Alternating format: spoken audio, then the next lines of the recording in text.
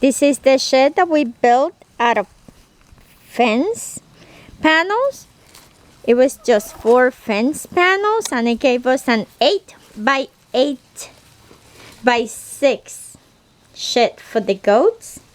We put it against one of our existing sheds.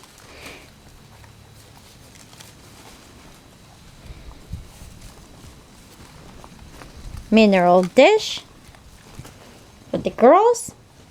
Right now we only have girls. The boys will be coming probably next year.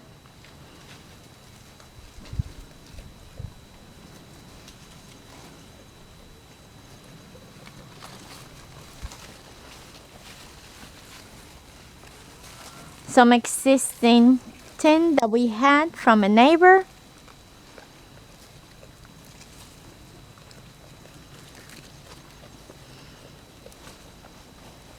The makeshift hay shade.